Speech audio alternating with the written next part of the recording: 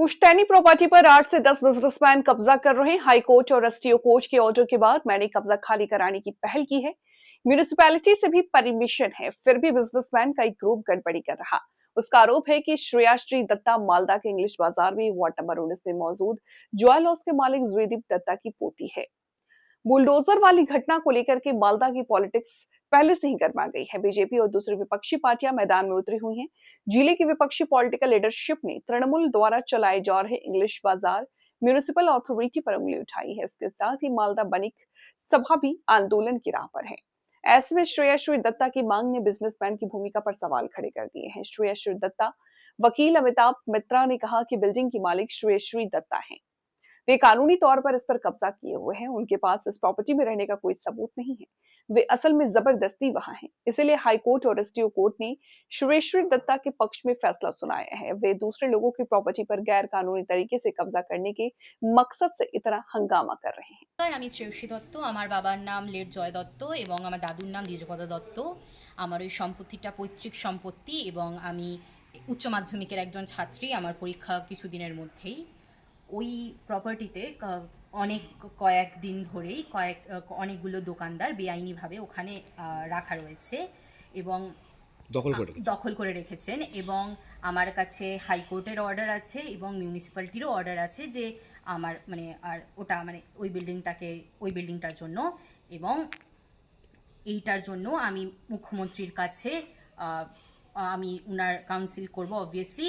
আর আমি সুবিচার চাই একেবারেই, কারণ ওখানে আমার ডিস্ট্রিক্ট কোর্ট আমাকে অর্ডার দিয়েছে, হাইকোর্ট আমাকে অর্ডার দিয়েছে এবং আমার মিউনিসিপ্যালিটি আমাকে নিজে সার্টিফিকেট দিয়েছে যে আমি ওখানে অর্ডার করতে পারি। ওরা অলরেডি পিটিশন করেছে এবং আমরা জিতেছি, আমরা লয়ার্স দিয়ে লড়েছি এবং আমরা জিতেছি। তো তাহলে তো আমি তো আইনিভাবে সব কিছু করছি না, তাহলে তো আমার তো সুবিচার দরকার। ওটা তো আমার পৈতৃক সম্পত্তি না। আমি এটা আপনারা বলছেন তো, ওরা যদি প্রমাণ করতে পারে যে পৌরসভা দাঁড়িয়ে থেকে পৌরসভার কোনো কাউন্সিলর কোনো অফিসার দাঁড়িয়ে ভেঙেছে, আমরা রেজিগনেশন দিয়ে চলে যাব, পৌরসভায় থাকবো না। আর যদি বলতে না পারে ওদেরকে মানুষের কাছে ক্ষমা চাইতে হবে। মিথ্যা কথা বলে পলিটিক্যাল পার্টির সমর্থনে এই ধরনের কাজ ঠিক নয়। পৌরসভা কখনোই কাজ করে না। একটা বিল্ডিং আমাদের কাছে হাইকোর্ট নির্দেশ দিয়েছিল যেটা ভেঙে দিতে হবে। তদানীন্ত চেয়ারম্যান, আমার নয়, তখন ওই চেয়ারম্যান করেনি, আমাকে এটা কন্টেম্প করে কোর্ট। আমি হাজির হই, আমার পাওয়ার শেষ করে নাই বলে যতদিন না ভাঙবেন আপনাকে পাওয়ার দেওয়া হবে। ভেঙে গুড়িয়ে দিয়েছিলাম আমি অন্য একটা বিল্ডিং। এর সঙ্গে এটা যেটা বলছে এটা সঠিক নয়। যারা আপনি দেখবেন, একটা আমার কাছে ভিডিও এসছে, সে ভিডিওতে মালিক যে মেয়েটা, সে বলছে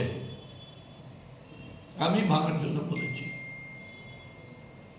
এখানে বলছে পুরনো বাড়ি, তো আপনারা বাড়ির কথা বলছে। এখানে মালদায় তো পুরাতন শহর, যারা বলছে তাদের বাড়িও পুরাতন হয়ে গেছে। পুরাতন মানে কি, একদিন পার হলে পুরাতন হয়ে যায়, সে নতুন হয় না। তা আমরা তো আমাদের ঠাকুরদার আমল থেকে তার ঠাকুরদার কয়েক পুরুষ ধরে মালদায় বাস করছি। আমাদের বাড়ি পুরাতন, আমাদের বাড়িও ভেঙে দিচ্ছি। দেখুন এই সামনেই তো আমাদের বাড়ি ভেঙেছি। সরবা বিল্ডিং যেটা আছে ওটাকেও ভেঙে দেবো। আমরা কী করবো, একদিন তো ভেঙে পড়বে। এটা আমাদের পরিবারের সিদ্ধান্ত। পৌরসভার সঙ্গে ব্যবসায়ীদের সংঘাত কেন হলো? ব্যবসায়ীর সঙ্গে সংঘাত হয়। ব্যবসায়ীরা আমার ফোর গ্র্যান্ডফাদার্সরা সবাই ব্যবসায়ী ছিল। এই যে চেম্বার অফ কমার্স বলছে, তখন মার্চেন্ট অ্যাসোসিয়েশন ছিল, আমার দাদুরা ছিল merchant association. Some of people, they are motivatedly মানুষকে বিভ্রান্ত করছে। এরা কি অন্য পার্টির হয়ে কাজ করছে কিংবা সেম যা ওরা বলছে একটা পার্টি, সে পার্টির নাম বিজেপি পার্টি, সেটা একই সুরে কথা শুনছি। ওদের কয়েকজন যা বলছে বিজেপির তাই বলছে। বিজেপির হয়ে মার্চেন্ট কাজ করছে, সে কি করছে যায় না, কিন্তু আমি বলছি যে বিজেপি যা বলছে ওখানে কিছু মানুষ সেটাই বলছে। মুখ্যমন্ত্রী তো মার্চেন্টের জন্য অনেক কিছু করেন, পৌরসভা অনেক কিছু করেন। মুখ্যমন্ত্রী গোটা রাজ্যের জন্য করেন। মুখ্যমন্ত্রী হচ্ছেন সবার উপরে। মুখ্যমন্ত্রীর জন্যই তো আজকে বাংলাটা বেঁচে আছে।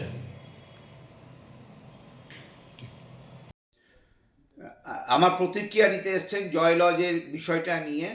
ওখানে আমাদের প্রায় 12-14 জন ব্যবসায়ী দীর্ঘদিন যাবৎ ব্যবসা করছে, কিন্তু জয় লজের যে ল্যান্ড অনার, তারা ওই বিল্ডিংটা তাদের অ্যাপ্লিকেশনের ফলে সংশ্লিষ্ট কর্তৃপক্ষ ড্যামেজ হিসাবে ডিক্লার দিয়েছে এবং পরবর্তীতে জেলা ব্যবসায়ীর নামে সংগঠনের কয়েকজন মাথা আমাদের ওই ব্যবসায়ীদেরকে দিনের পর দিন মিসগাইড করেছে এবং তারা তাদেরকে রেন্ট কন্ট্রোলে পাঠিয়েছে, রেন্ট কন্ট্রোল থেকেও ব্যাক করে এসছে এবং সেখানে আমাদের সদর মহকুমা শাসকের কাছ থেকে পৌর কর্তৃপক্ষ যে ডেমোলিশন অর্ডার দিয়েছিল সে অর্ডারটাকে কনফার্ম করেছে। বিভিন্ন ডিপার্টমেন্টের এজেন্সির যে অর্ডারগুলো আছে সেই অর্ডারগুলো কিন্তু তাদেরকে দিনের পর দিন ওই ব্যবসায়ীগুলোকে জেলা ব্যবসায়ী সংগঠনের নামে যারা আজকে লাফালাফি করছে তারা মিসগাইড করেছে, ফলে আজকে কিন্তু ওরা দোকানচ্যুত হয়েছে। বিষয়টা হচ্ছে যে আজকে আমাদের নতুন এসপি সাহেব জয়েন করার পরে তিনি দায়িত্ব নিয়ে উনি নতুন যে আইসি সাহেবগুলো আছেন তাদেরকে অর্ডার দিয়ে সেখানে উনি যারা জেসিপি নিয়ে এসেছিল তাদেরকে অ্যারেস্ট করেছেন এবং ওই জেসিপিকে আটক করেছেন। আমরা জেলা পুলিশ সুপার সাহেবকে অভিনন্দন জানাচ্ছি। জেলা ব্যবসায়ী সংগঠন থেকে বলা হচ্ছে যে বন্ধ করা হবে।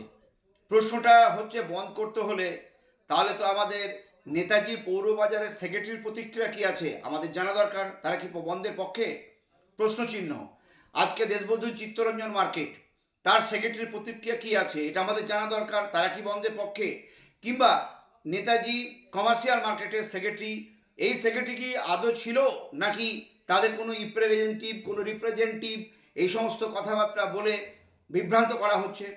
আজকে আমরা মনে করি যে ওই ব্যবসায়ীদেরকে দিনের পর দিন বিভ্রান্ত